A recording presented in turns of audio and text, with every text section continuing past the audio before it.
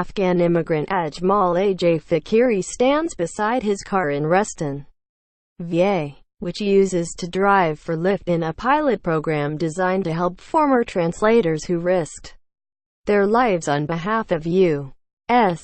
troops. Passengers riding in Ajmal Faqiri's Lyft sometimes catch his accent, peer over their smartphones and ask how an Afghan came to live in the United States.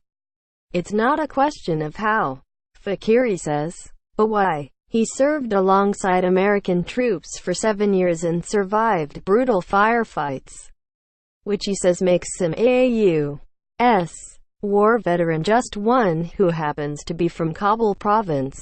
Afghan and Iraqi citizens like Faqiri, who now lives in Sterling, VA, helped the U.S. wage costly counterinsurgencies. The United States needed cultural experts and native speakers of local languages. Faqiri, 31, who speaks Dari, Pashto, some Urdu and English, signed up to translate for American forces in 2006. "We thought the war would be over in Afghanistan. We wanted to bring peace," Faqiri said as he drove his black Toyota Camry in downtown Washington, an ear tuned to a ping from the Lyft ride-hailing app announcing a new rider.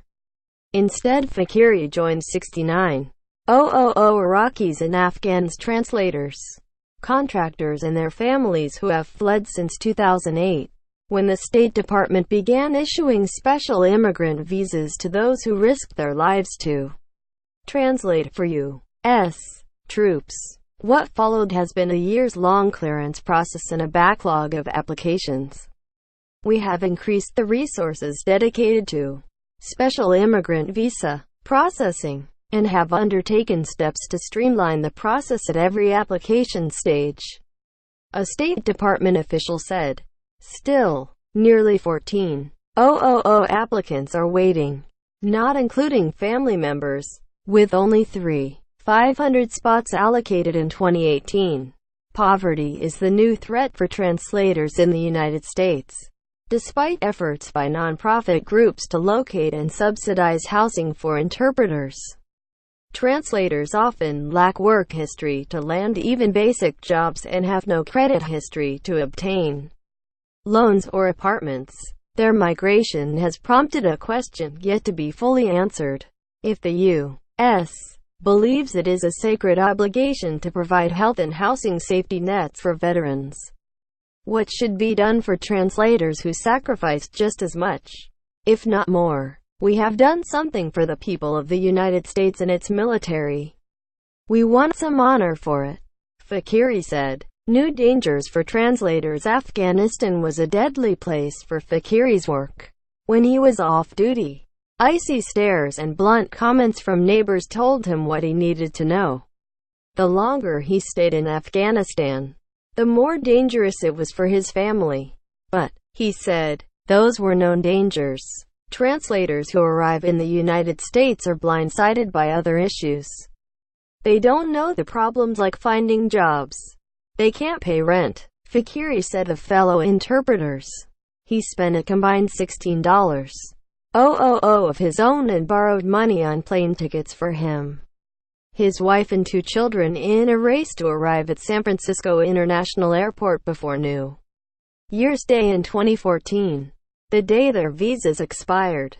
Faqiri's family arrived minutes before midnight, and even one delay would have invalidated their visas and sent them back to Kabul at a time of Taliban resurgence in the region.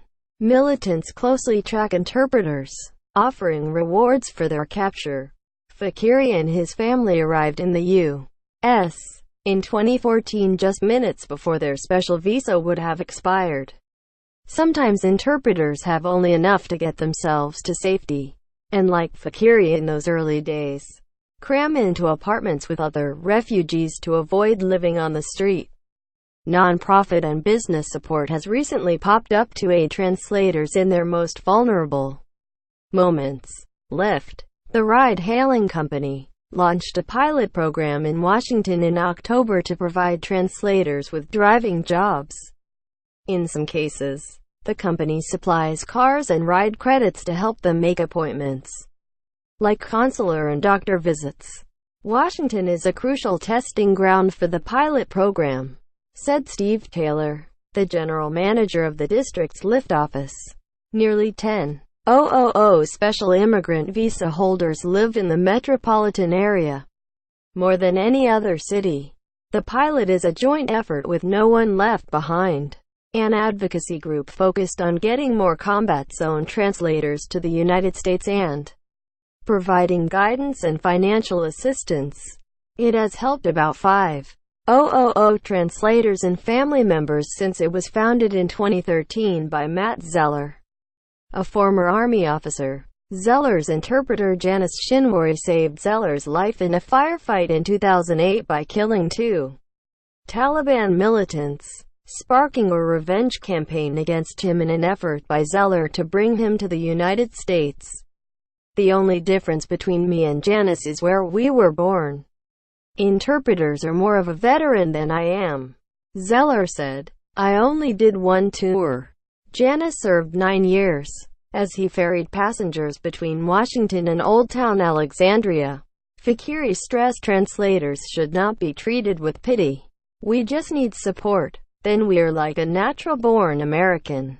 We can do anything we want, he said. Faqiri left San Francisco for Virginia in the weeks after his arrival, and he eventually landed a job selling cars, then transitioned to real estate. Most people have never thought about translators. It's a very important element of the U.S.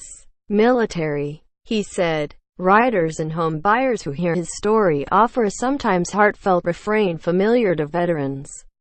Thank you for your service. It's appreciated, Faqiri said, but he worries some Americans view translators with doubt, harboring suspicion they may be militants. But he carried a weapon to defend U.S. troops against those insurgents. If translators aren't recognized for their service, he said, it will be difficult to find people like him in the next war. If other countries see the U.S. left behind their allies, they won't help them, Faqiri said. It's very important for the United States to keep its word. Quote,